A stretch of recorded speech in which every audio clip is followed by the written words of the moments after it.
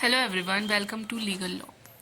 तो ये आज हमारी वीडियो है शॉर्टकट कीज़ पे, जिसमें मैंने ए टू जेड जितनी भी शॉर्टकट कीज़ हमारी यूज़ होती हैं वो इसमें मैंने मेंशन कर दी है। इसके बाद हमारी एक और वीडियो आएगी जिसमें बची हुई जितनी शॉर्टकट कीज़ होती हैं जो एक्सेल में यूज़ होती हैं और जो फंक्शनल कीज़ के साथ यूज़ होती हैं तो वो आ जाएगा। ठीक है, तो इन दो वीडियोज़ के अलावा आपको और कहीं से शॉर्टकट कीज़ करने की कोई ज़रूरत नहीं पड़ेगी। तो चलिए हम देखते हैं कि हमारी कौन सी शॉर्टकट कीज़ हैं। कंट्रोल प्लस ए। कंट्रोल प्लस ए यूज़ होता है सिलेक्ट ऑल में। ये एमएस वर्ड में यूज़ होती है। जहाँ पे पावर पॉइंट और एक्सेल की आएगी वो मैंने मेंशन कर रखा है और मैं आपको बता भी दूंगी।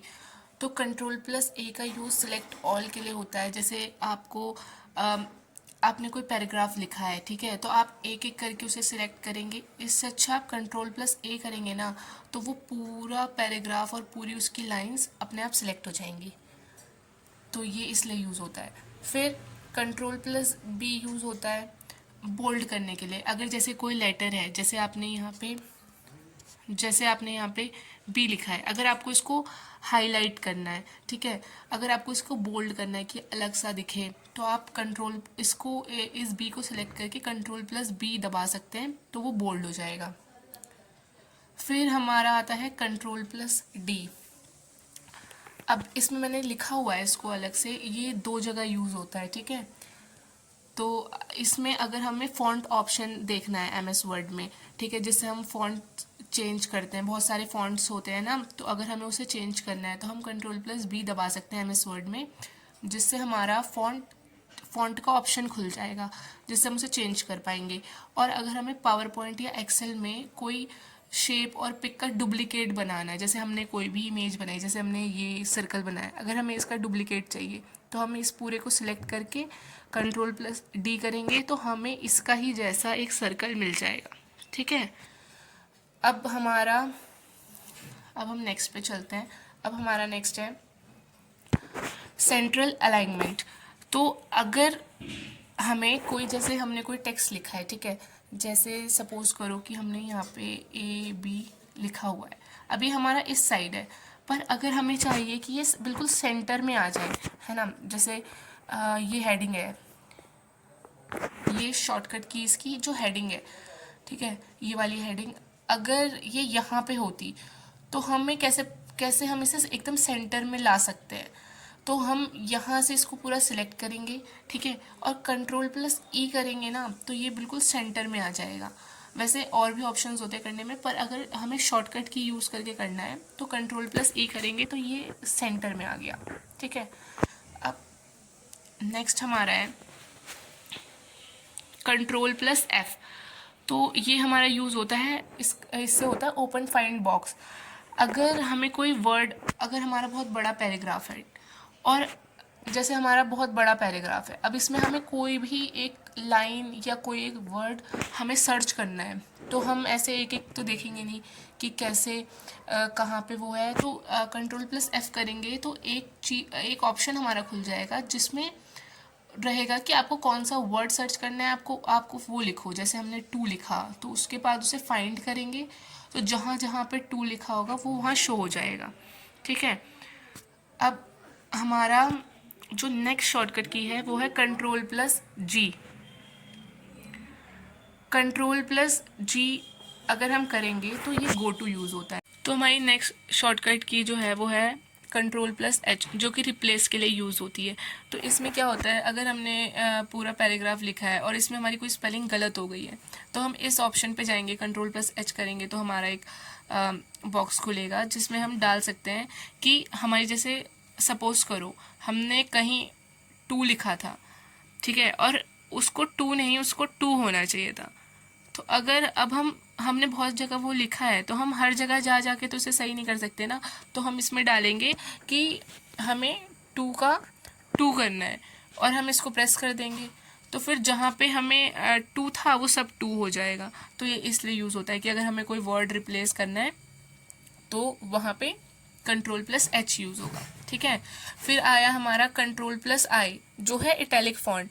तो अगर हमारा कोई, जैसे नॉर्मल वर्ड मैंने ए लिखा है, मैंने नॉर्मल वर्ड ए लिखा है या कोई आई लिखा है, और अगर अगर हम कंट्रोल प्लस इसको सिलेक्ट करके अगर हम कंट्रोल प्लस आई करेंगे तो ये इटैलिक में चला जाएगा। मतलब थोड़ा आप देखते हो ना कि कोई टेक्स्ट लिखा रहता है वो थोड़ा ऐसे टेढ़ा होके आता है, तो इसलिए यूज़ होता है फॉन्ट को इटैलिक वे में करने के लिए। तो अब हमारी जो नेक्स्ट है वो है कंट्रोल प्लस जी, जस्टिफाई पैराग्राफ अलाइनमेंट। अब ये किस लिए यूज़ होता है? ये होता है जैसे हमने कुछ लिखा है, जैसे कुछ यहाँ लिखा है, कुछ यहाँ लिखा है ना, कुछ ऐसे लिखा है, ऐसे ऐसे ऐसे। तो अगर हमें उन सबको एकदम अलाइनमेंट, उसको अलाइनमेंट देनी है ना, एकदम प्रॉपर वे में दिखाना है, तो हम उस पूरे टेक्स्ट को सिलेक्ट करेंगे, पूरे पैराग्राफ को सिलेक्ट करेंगे जितना हमें करना है, तो वो पूरा ऐसे एकदम लाइन बाय लाइन आ जाएगा कि जैसे इस लाइन के नीचे ये लाइन है ना, कि पूरा एकदम सिस्टमेटिक फॉर्म में आ जाएगा। तो अगर हमें ऐसा कुछ करना है तो हम कंट्रोल प्लस जे का यूज़ करेंगे। इसी तरह एक और हमारा होता है शॉर्टकट की, जो कि है कंट्रोल शिफ्ट प्लस जेड। ये है फोर्स जस्टिफाई, कि अगर हमें जैसे उसमें तो हमारा पूरा ऐसे आ गया एकदम, एक लाइन के नीचे दूसरी लाइन, दूसरी लाइन के नीचे तीसरी लाइन, पर कोई ऐसा वर्ड होता है जो कि जैसे यहाँ पे पूरा ख़त्म हो गया पर एक यहाँ पे एक छोटा सा वर्ड बच गया है, कुछ भी हम जैसे कह सकते हैं, फोर्स मान लेते हैं, ठीक है, यहाँ पे फोर्स लिखा है, तो ये तो पूरी लाइन में नहीं आ पाएगा ना, पर अगर हमें इसे उसी वे में करना है तो कैसे हो जाएगा, एक लाइन के नीचे, तो इसके ऐसे वर्ड्स हो जाएंगे ऐसे बहुत दूर दूर करके, कि उसको पूरा उसी लाइन के अंदर कर देगा, कि जैसे जैसे सारी लाइंस थी ना वैसे ये वर्ड भी पूरा उसी लाइन के नीचे आएगा। तो इसे ये फोर्सफुली इसको हमने लाइन में करा है ना, तो इसीलिए इसे फोर्स जस्टिफाई करेंगे। अब हमारी जो है वो हाइपरलिंक। अब मान लो हमारा कोई पैराग्राफ है, उसमें हमें कोई लिंक इंसर्ट करनी है, कि आप देखते हो ना किसी पैराग्राफ में होता है, कोई फॉर्म भरते हो तो उसमें आपको एक ब्लू कलर से एक पूरा टेक्स्ट होता है, जिसको आप क्लिक करते हो तो आप किसी और साइट पे पहुंच जाते हो या किसी और चीज़ पे पहुंच जाते हो। तो वो कैसे करा जाता है? अब आपने कोई लिंक इंसर्ट करी है, कुछ लिखा है, पर आप उसे नॉर्मल क्लिक करोगे तो वो नहीं खुलेगा, पर अगर आप उसे सिलेक्ट करके कंट्रोल प्लस के कर दोगे ना तो वो एक लिंक बन जाएगी। फिर आप जब उसे क्लिक करोगे कंट्रोल के साथ, तो वो आपको जहाँ उसके साथ आपने जो फॉर्म या जो साइट अटैच करी होगी ना, क्लिक करने के बाद आपको उस साइट पे वो ले जाएगा। तो ये इसलिए यूज़ होता है कि हमारे टेक्स्ट पैराग्राफ में अगर हमें कोई लिंक मेंशन करनी है। फिर ऐसे ही तो अब जो हमारी नेक्स्ट शॉर्टकट की है वो है लेफ्ट अलाइनमेंट के लिए। तो अगर हमारा कोई टेक्स्ट है जो कि राइट साइड में लिखा हुआ है, अगर हम उसे सिलेक्ट करके कंट्रोल एल करेंगे तो वो हमारा लेफ्ट साइड में चला जाएगा। यूजुअली हम देखते हैं कि जो भी हम कुछ लिखते हैं वो लेफ्ट साइड से ही लिखते हैं ना, तो इसीलिए किसी टेक्स्ट को लेफ्ट अलाइनमेंट देने के लिए हम कंट्रोल प्लस एल यूज़ करते हैं, ठीक है। Control plus M, paragraph indent क्या होता है, ठीक है। जैसे हम कोई न्यू पैराग्राफ शुरू करते हैं तो यूजुअली हम उसकी थोड़ी सी स्टार्टिंग में थोड़ी लाइन छोड़ के फिर यहाँ से लिखना शुरू करते हैं ना हम, जैसे कुछ भी हो गया ABCD हो गया, तो हम यहाँ से लिखना शुरू करते हैं थोड़ा छोड़ के कि हमने यहाँ से न्यू पैराग्राफ स्टार्ट करा है, ठीक है। तो थोड़ा राइट साइड से लिखते हैं हम उसे, तो इसीलिए हमारा कंट्रोल प्लस एम यूज़ होता है थोड़ा सा राइट शिफ्ट देने के लिए किसी भी लाइन को या किसी पैराग्राफ में किसी भी चीज़ को, ठीक है। तो ये आप ध्यान रखना। फिर control plus shift plus M हमारा क्यों यूज़ होता है, जो हमने ये पैराग्राफ इंडेंट दिया था कंट्रोल प्लस एम से, उसको रिमूव करने के लिए, मतलब टेक्स्ट को पहले जैसा करने के लिए, ठीक है। और ये तो हमारे कंट्रोल प्लस एम और कंट्रोल शिफ्ट प्लस एम जो मैंने अभी आपको बताया, indent the paragraph, remove indent, ये हमारा MS वर्ड में यूज़ होता है, मैंने यहाँ पे मेंशन कर रखा है ना। तो अगर हमें यही हम MS पावर पॉइंट में यूज़ करेंगे, ठीक है, क्योंकि पावर पॉइंट, एक्सेल और MS वर्ड में कुछ शॉर्टकट कीज सेम होती हैं, कुछ शॉर्टकट कीज में डिफरेंस होता है। तो मैंने यहाँ पे लिख रखा है जो चीज़ आपकी यूज़ होती है। तो अगर हमें यही सेम चीज़ हम पावर पॉइंट में यूज़ करेंगे तो वहाँ पे हमें न्यू स्लाइड मिलेगी। अगर हम जैसे हम पावर पॉइंट में काम कर रहे हैं और अगर हमें वहाँ पे कोई न्यू स्लाइड चाहिए, तो अगर हम कंट्रोल प्लस एम करेंगे ना तो हमें एक न्यू स्लाइड मिल जाएगी, ठीक है।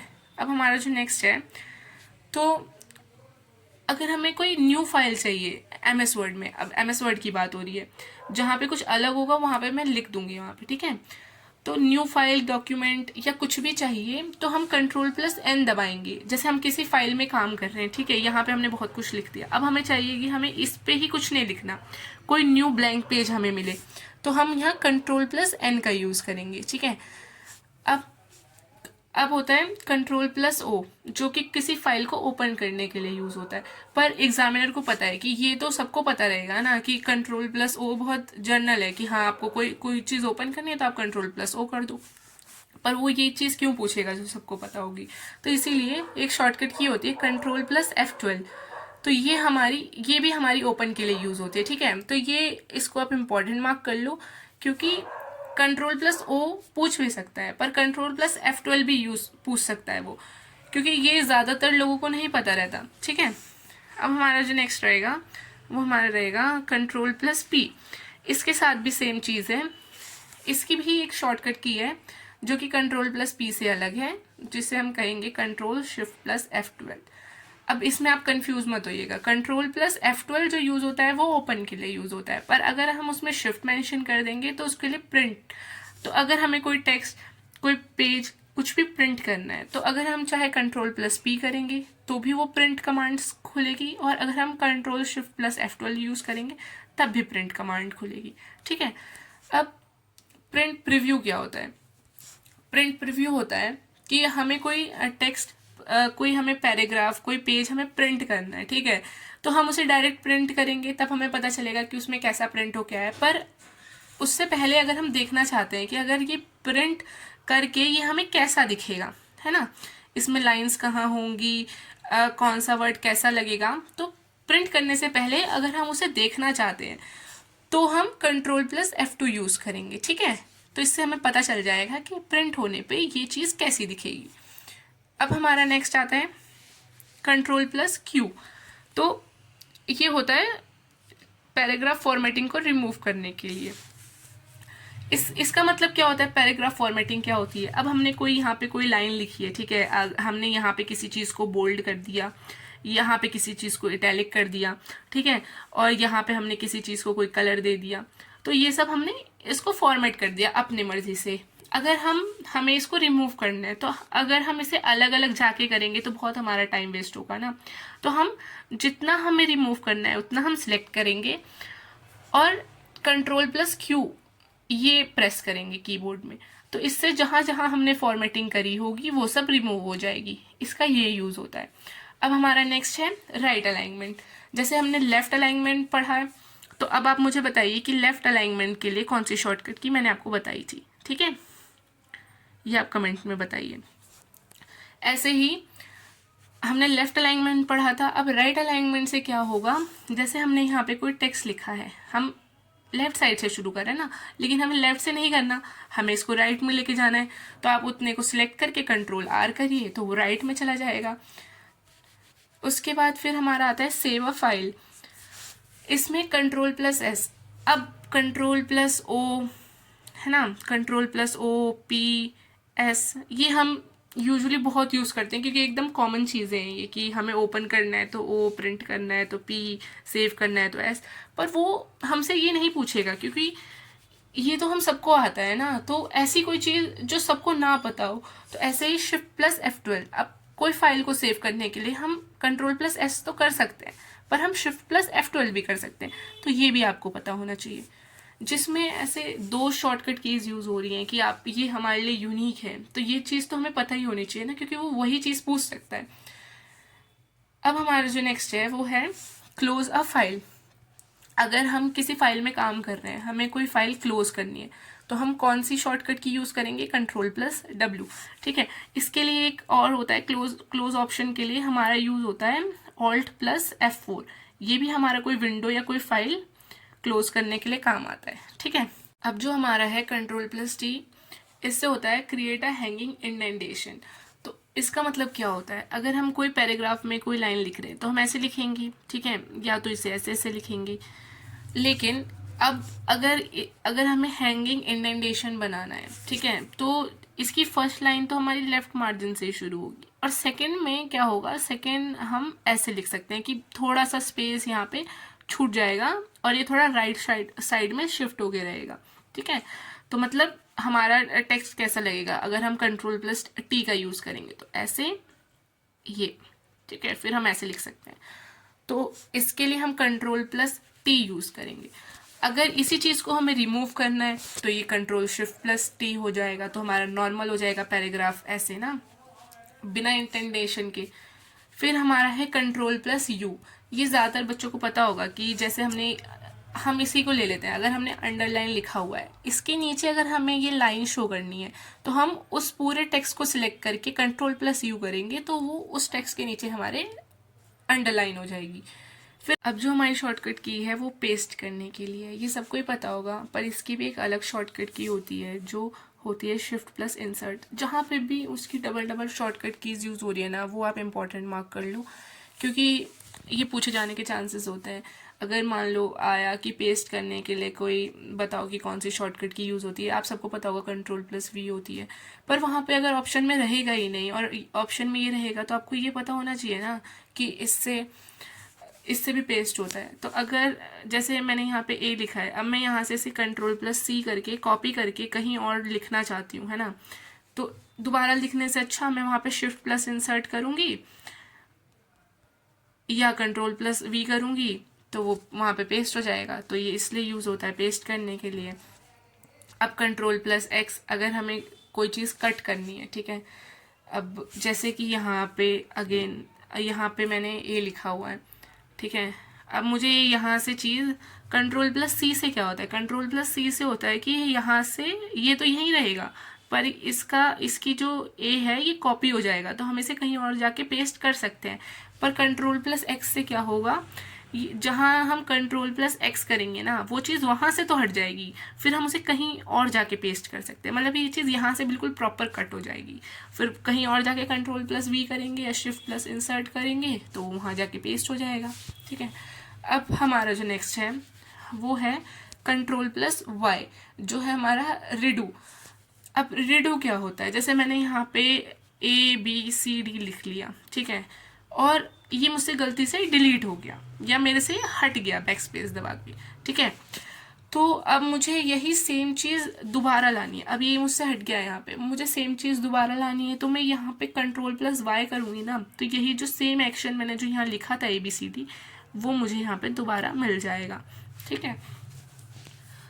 अब उसके बाद है, अब मैंने कंट्रोल प्लस वाई करके इसको रिडू कर लिया, ठीक है, पर मुझे ये नहीं चाहिए, मुझे दोबारा से इसको गायब करना है, मुझे नहीं चाहिए ये जो मैंने पहले मुझसे हट गया था, मुझे वही चीज़ दोबारा चाहिए। तो अब मैं इसको अंडू कर लूँगी, तो मेरा ये जो एक्शन था वापस लाने का, ये दोबारा वापस चला जाएगा, तो यहाँ पे फिर मुझे ब्लैंक दिखेगा, ठीक है। अब मान लो मैंने इसका एक और एग्जांपल लेते हैं, मान लो मैंने यहाँ पे क्या करा है, मैंने ABCD को यहाँ पे मैंने इसमें D को बोल्ड कर दिया और यहाँ पे A को हाईलाइट कर दिया, पर मुझे ये नहीं चाहिए, मुझे अपना पुराना टेक्स्ट वापस चाहिए। तो अगर मैं कंट्रोल प्लस Z करूँगी तो वो एक्शन मेरा अंडू होके जो ये पहले ABCD नॉर्मल में था वही आ जाएगा, ठीक है। तो इसके साथ हमारा A to Z जितनी भी शॉर्टकट कीज़ थी वो हमारी कंप्लीट हो गई हैं। अब हमारी कुछ शॉर्टकट कीज़ बची हैं जो कि इम्पॉर्टेंट है, पर वो हमारी नेक्स्ट वीडियो में कवर हो जाएगी, ठीक है। तो इस वीडियो के बाद और जो मेरा पार्ट 2 आएगा, उस वीडियो के बाद आपको और कुछ देखने की ज़रूरत नहीं है, क्योंकि मैंने भी इन्हीं चीज़ों से पढ़ा था और इन्हीं में से आया था, तो मैं चाहती हूँ आप भी इन्हीं में से पढ़ें और इसी में से आने के चांसेस हैं, क्योंकि इससे बाहर वो नहीं पूछेंगे कुछ। और कंप्यूटर में जितना कंप्यूटर की वेटेज है ना, वो हर साल बढ़ती जा रही है, और हमने जैसे पास्ट ईयर डिस्कस करा था, तो उससे हमने देखा था कि जो शॉर्टकट कीज़ हैं